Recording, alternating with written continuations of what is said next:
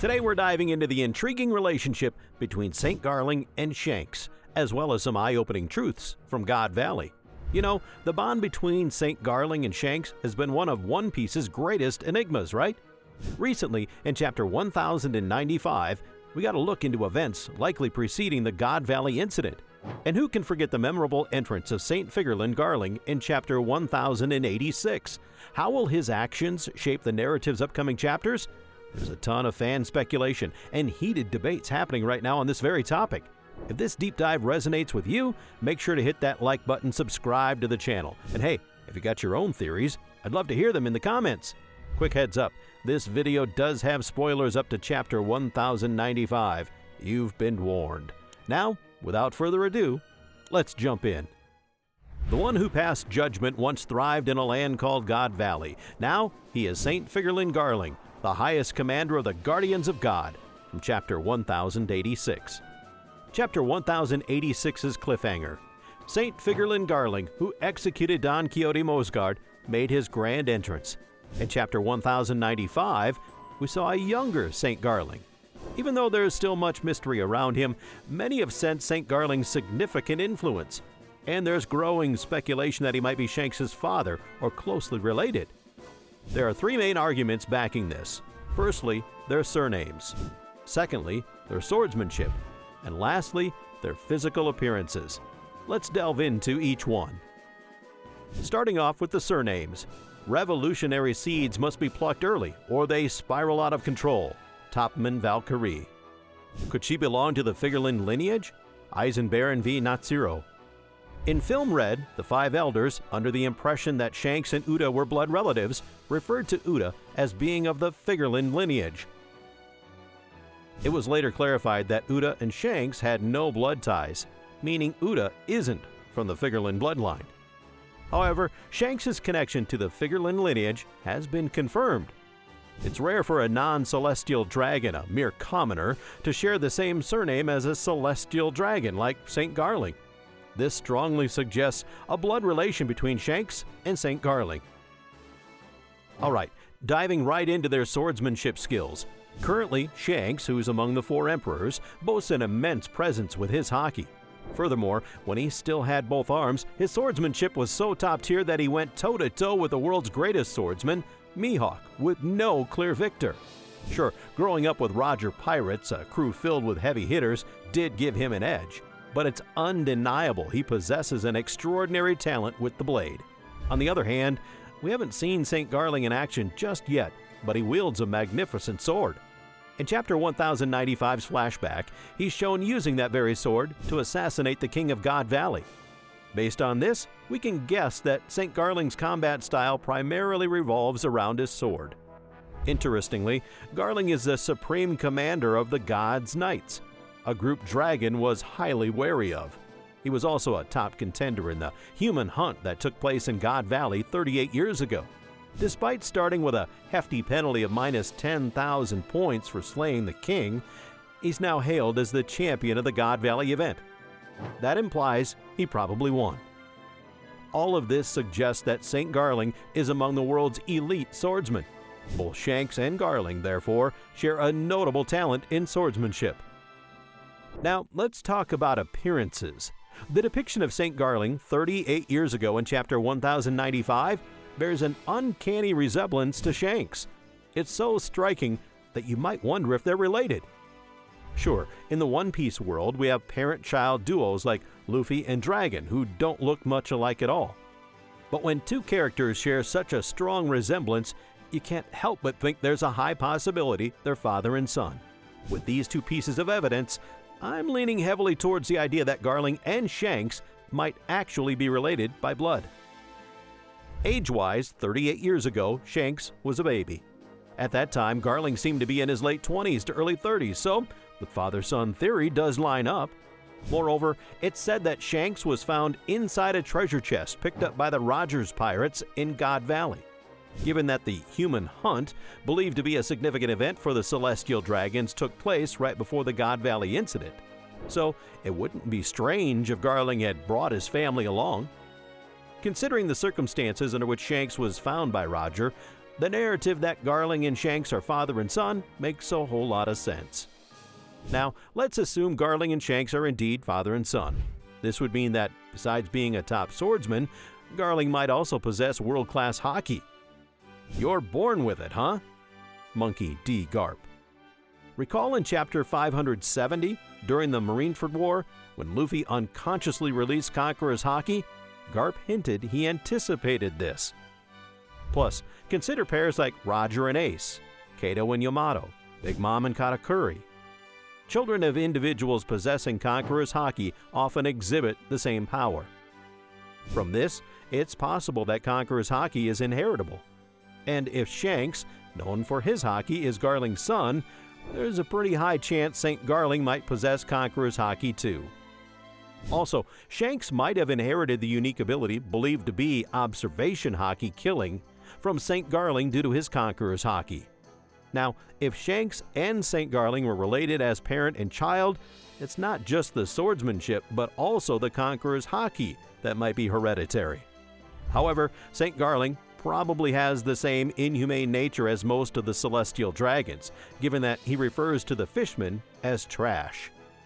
While Shanks took steps to prevent further casualties in the Paramount War and shielded weaker pirate crews, their personalities are quite contrasting, showing traits aren't always passed down. In Chapter 1083, when Dragon mentioned the Knights of God, there were silhouettes of 9 individuals in the background. Among them, there seems to be a figure resembling Shanks. While it's still speculation, this person might very well be a sibling of Shanks. The person who met with the 5 elders during the reverie, believed to be Shanks, might also belong to this Knights of God group and could be Shanks' brother. We've talked about the potential relationship between Saint Garling and Shanks and what we can infer from it, but there's still a significant question left. If Saint Garling and Shanks are related, why was Shanks found in a treasure chest? To solve this mystery, I'd like to first discuss the event believed to be the catalyst, the God Valley Incident. In Chapter 957, the God Valley Incident was first disclosed by Sengoku. Up to Chapter 1094, 3 main things were known about the incident. First, Garling and Roger teamed up to protect the celestial dragons and their slaves, defeating the Rocks pirates. Second, a baby Shanks was found inside a treasure chest that the Roger pirates picked up in God Valley. And third, Kato's fished fruit was a gift from Big Mom from 38 years ago at God Valley. Now, a recent revelation in Chapter 1095 indicates that God Valley was originally a non-member country of the world government. 38 years ago, an event called the Native Hunting Competition, held every 3 years, took place in God Valley. Numerous celestial dragons were there, including Saint Saturn and Saint Garling. Also, among the slaves of these celestial dragons were Kuma and Ivankov. From the scenes of Chapter 1095, we can deduce that these events took place just before the God Valley incident, which likely began soon after when the Rocks pirates launched their assault. The purpose behind the Rocks pirates' attack remains a mystery, but if their goal had always been in God Valley, they would have taken it already. Therefore, it's possible that Rocks was after something the celestial dragons had brought with them to God Valley. In the world of One Piece, celestial dragons are seen as gods who created the world. If any incident involving harm to them occurs, the Marine Admirals would intervene. Given that many celestial dragons were in God Valley at the time, even for Rocks, attacking it would have been highly risky, especially since Saint Saturn, one of the 5 elders, was present.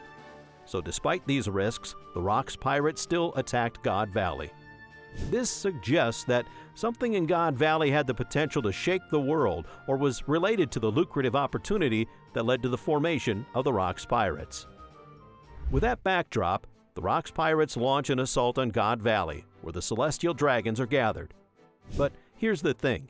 At the time of the Rocks pirates' surprise attack, it's believed there were no Marine forces present at God Valley. Why, you ask? Well, first off, there's no sign of any Marine presence, and given that the Holy Knights are likely there, additional security seems redundant. Plus, exposing regular Marines to the inhumane human hunting isn't really a good look. So it's thought that the Holy Knights and Cypher Pole were there to protect the celestial dragons who gathered for the native hunting competition from the Rocks Pirates. So they're a powerhouse pirate crew. Saint J. Garcia Saturn. When Frankie rescued Luffy, Saint Saturn referred to them as a cooperative type of pirate crew. But here's the kicker. Most of the four Emperors' crews are of the cooperative type. The red-haired pirates and the black-beard pirates do value their crew, even if bound by mutual interests. The Big Mom pirates are bound by blood, and while the Beast pirates operate on a strict meritocracy, they aren't against cooperation. However, when it comes to uncooperative pirate crews, one particular name springs to mind. Yep, you guessed it, the Rocks Pirates. The Rocks Pirates was a group formed a long time ago on Pirate Island Beehive for a single lucrative venture. They were a savage bunch with constant infighting, even among crew members. Sengoku. As Sengoku revealed in Chapter 957, the Rocks Pirates had internal disputes as a daily occurrence, so calling them an uncooperative pirate crew is pretty on point. What this means is Saint Saturn's comment was likely a comparison between the Rocks Pirates and the Straw Hat crew. And get this, it also implies that Saint Saturn might have witnessed the Rocks Pirates in action firsthand. Could it be that he directly battled the Rocks Pirates? Then, responding to the news of the Rocks Pirates' attack, Garling arrives on the scene. Teaming up with Roger, who happened to be nearby, they managed to defeat the Rocks Pirates. That's how it all went down, folks. Alright, let's dive into why Shanks was abandoned. To predict the movements of the celestial dragon Garling during the God Valley incident, we've got to think about why the Rocks Pirates attacked God Valley in the first place. As I mentioned earlier, there's a high chance that what Rocks wanted was an object of immense power. This object is something worth attacking the celestial dragons for, even if it meant facing the Holy Knights and Saint Saturn. When you think about the risk Rocks was willing to take to become the king of the world, it must be a mighty power, right? I mean, there's no evidence that Rocks, like the Revolutionary Army, was using the power of the people to overthrow the world government. Plus, he had mighty pirates like Whitebeard, Big Mom, and Kato, who later became the Four Emperors, on his side. So it's safe to guess that what Rocks wanted was power that could control the world. Given that, it's likely that Saint Garling wasn't the primary target of the Rocks Pirates. From here on, let's discuss, based on the assumption that Rocks' objective is this immense power, and the three possible objectives Rocks might have had in God Valley. Number 1, the ancient weapon Uranus. Number 2, a devil fruit. And lastly, number 3, scientific weapons. Let's delve into each of these. First up, the ancient weapon Uranus. Details about this ancient weapon, Uranus, haven't been revealed yet, but there's no doubt it's a force that could shake the world. If Rocks got his hands on it, he could achieve his ambition of becoming the world's king, given its immense power. However, even if the celestial dragons own Uranus, it's pretty far-fetched to think that they brought it to God Valley during the native hunting competition, so this possibility is pretty slim. Alright, let's dive into the mysterious world of devil fruits. Every 3 years, there's this huge event called the Native Hunting Competition. And guess what?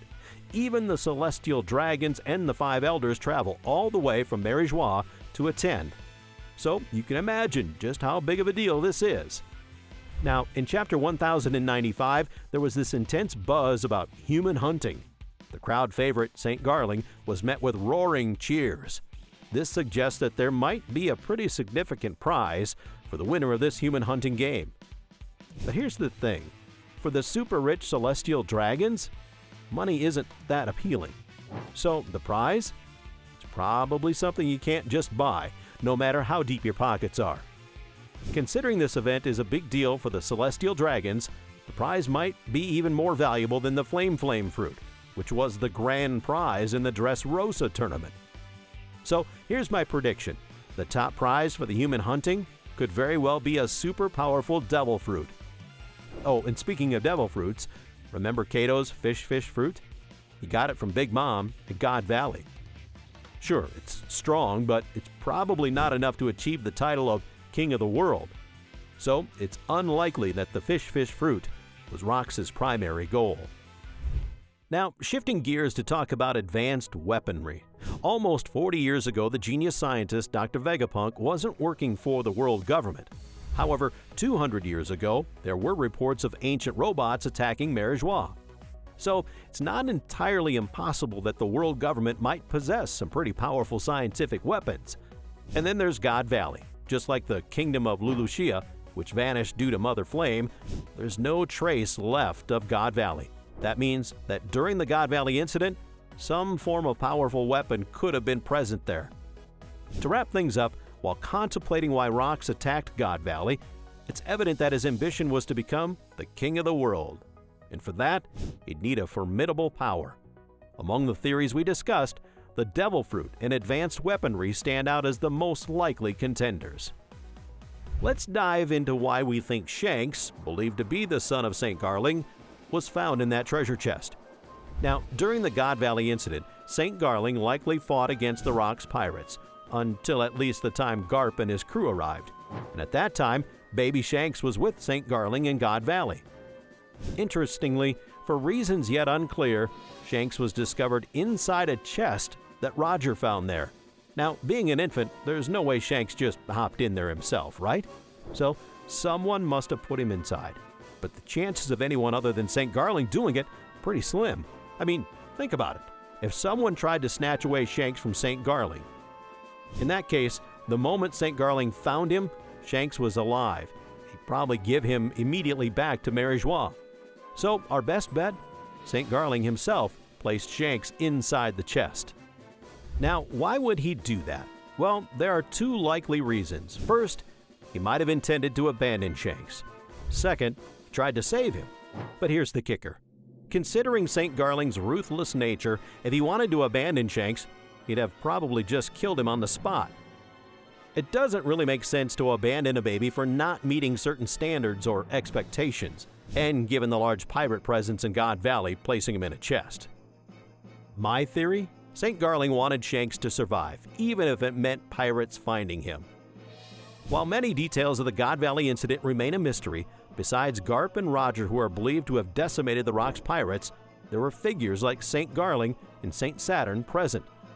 So the idea of Saint Garling going to great lengths to save his son seems a bit far-fetched. But remember, Rox was after powerful assets like devil fruits of Saint Saturn's caliber and devastating weapons like Mother Flame. If Rox got a hold of such power, even momentarily, his crew would become dominant. Such a scenario, with Saint Garling trying to protect a baby, his survival odds would plummet. And maybe, just maybe, to increase Shanks' chances, Saint Garling hoped pirates would find and save him, hence the chest.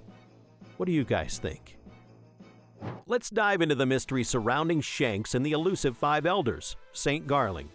Remember that peculiar moment during the climax of the Marineford War, when Sengoku said he'd honor Shanks' request? Didn't that strike you as odd too? So, here's a theory. Shanks might be aware that he's of the powerful and influential Figarland lineage. Considering this, it's highly probable that Saint Garling has reached out to Shanks at some point.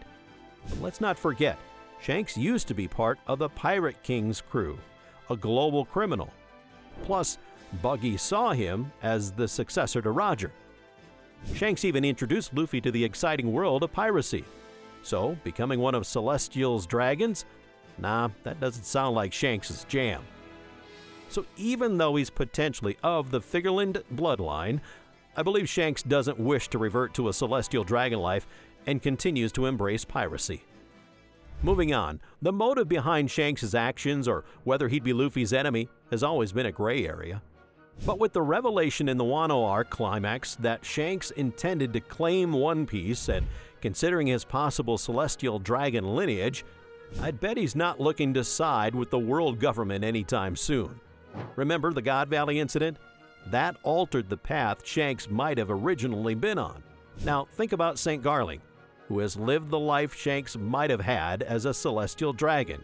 Considering their apparent father-son relationship and both being proficient with swords and top-tier fighters, wouldn't a showdown between the two just be the twist we're looking for? So, that's my take on it, but what do you guys think? That's all for today. This channel posts summaries, explanations, and ranking videos related to One Piece. If you like One Piece, we would be happy if you could support us by subscribing to our channel and commenting. Thank you for watching to the end. We'll see you in the next video.